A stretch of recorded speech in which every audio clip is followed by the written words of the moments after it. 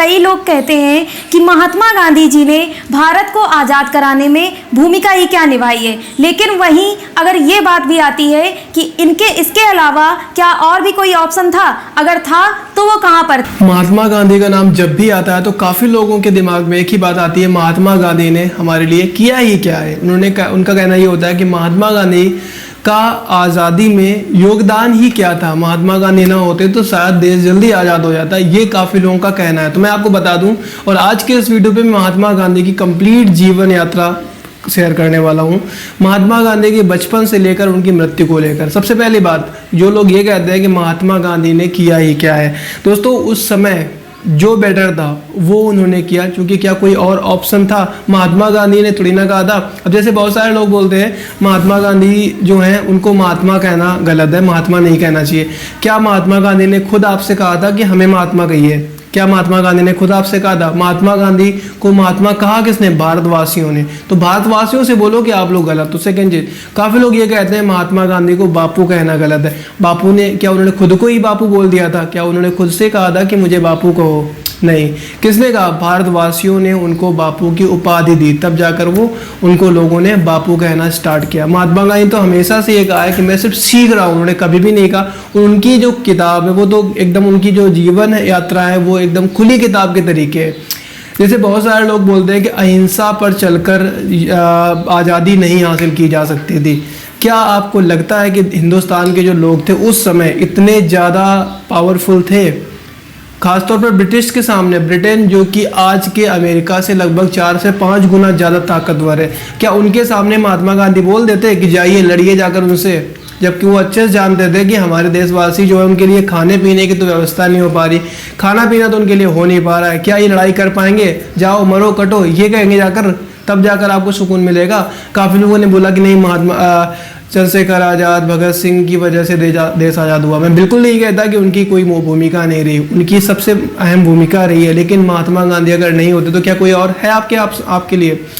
खुद से वो निकल कर। अब दूसरी चीज़ का महात्मा गांधी ने अपने आप को महान नहीं बताया। महात्मा गांधी ने इंग्लैंड में जाकर पढ़ाई करी, उसके बाद दक्षिण अफ्रीका में जाकर वो सेटल हो चुके थे। उनको क्या पड़ी थी कि वो देश में वापस आकर आप लोगों के लिए लड़ाई करें? नहीं पड़ी थी ना। कांग्रेस को तो उन्होंने जमाने से छोड़ दिया था। हालांकि सबसे पहले हम महात्मा गांधी की जीवन यात्रा आपके बीच में शेयर करते हैं, महात्मा गांधी के जन्म से लेकर मृत्यु तक, और महात्मा गांधी की सोच क्या थी, उन्होंने अहिंसा का रास्ता अपनाया क्यों था। और एक चीज़ शेयर करने से पहले एक छोटी सी बात मैं और बता दूं आपको, वो महात्मा गांधी ही थे जिन्होंने खादी वस्त्र को बढ़ावा दिया और अंग्रेजों के मुंह पर एक बहुत बड़ा तमाचा मारा था। क्योंकि सबसे पहली बात ये थी कि अंग्रेज यहाँ पर आए क्यों थे? सिर्फ पैसे कमाने के लिए। लेकिन महात्मा गांधी ने एक ऑप्शन उनका बंद कर दिया। उसके बाद आपको पता होगा नमक आंदोलन भी चलाया था। क्यों? सिर्फ इसी वजह से, क्योंकि भारत के जो लोग हैं वो विदेश से नमक सप्लाई ना करें, खुद से नमक बनाए। खैर, स्टार्ट कर लेते हैं आज का वीडियो। और आज की इस वीडियो पे महात्मा गांधी की कंप्लीट जीवन यात्रा के विषय में आप लोगों के बीच में चर्चा की जाएगी। स्टार्ट करते हैं। महात्मा गांधी का जीवन एक अत्यंत महत्वपूर्ण और प्रभावशाली जीवन है, जो हमारे स्वतंत्रता संग्राम के इतिहास में महानायक के रूप में मान्यता प्राप्त करता है। उनका जन्म 2 अक्टूबर 1869 को गुजरात के पोरबंदर शहर में हुआ था। उनके पिता का नाम करमचंद गांधी था तथा उनकी माता का नाम पुतलीबाई था। महात्मा गांधी के बचपन की शिक्षा और प्रभाव कायस्थ परिवार के संस्कारों पर आधारित थी। उनके पिताजी कायस्थ समाज के एक प्रमुख सदस्य थे और धार्मिक और मैथिली संस्कृति में उनका प्राथमिक शिक्षा की और उनका बाल्यकाल आसान, सामान्य और स्थिर रहा।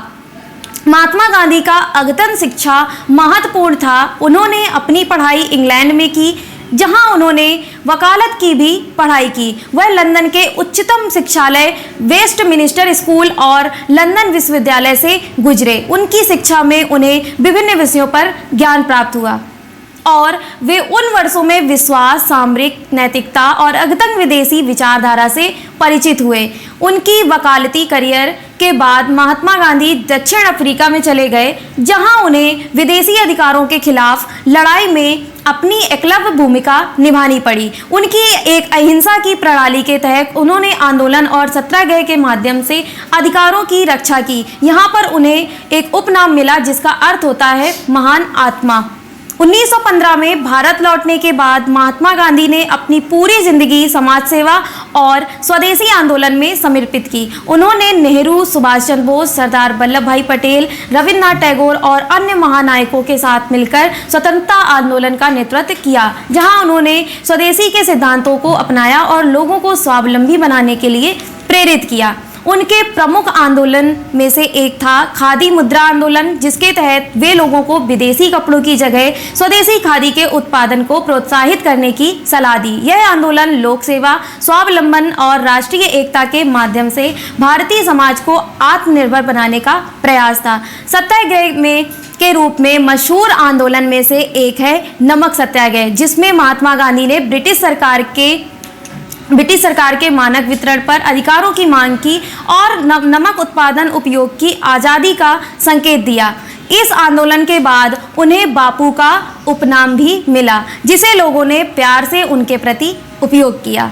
1947 में भारत की स्वतंत्रता के बाद महात्मा गांधी ने हिंदुस्तानी मुसलमानों और हिंदुओं के बीच के विवादों को शांति और समझौते के माध्यम से हल करने के लिए प्रयास किए। उन्होंने हिंदू मुस्लिम एकता की महत्वपूर्ण भूमिका निभाई और देश की सांस्कृतिक एकता को स्थापित करने के लिए कठोर यात्राओं का संचालन किया। महात्मा गांधी की जीवन की अंतिम घटना 30 जनवरी 1948 को हुई, जब उन्हें नाथूराम गोडसे ने गोली मारकर हत्या कर दी। यह देशभक्ति की एक दुर्दांत घटना थी और पूरे देश ने आह्वान किया कि महात्मा गांधी के अद्वितीय संदेशों को सम्मान दें और उनकी विचारधारा का पालन करें। महात्मा गांधी ने हमें अहिंसा, सत्य, सादगी, आत्मनिर्भरता और सामाजिक समानता के महान आदर्शों का संकेत दिया और जीवन शैली में दुनिया भर में लोगों को प्रभावित किया। उन्हें संघर्ष के माध्यम से अपने अधिकारों की लड़ाई लड़ने के लिए प्रेरित किया। उनकी आत्मकथा मेरे आयाम उनके जीवन की महत्वपूर्ण किताब है, जो उनके विचारधारा को व्याख्यान करती है।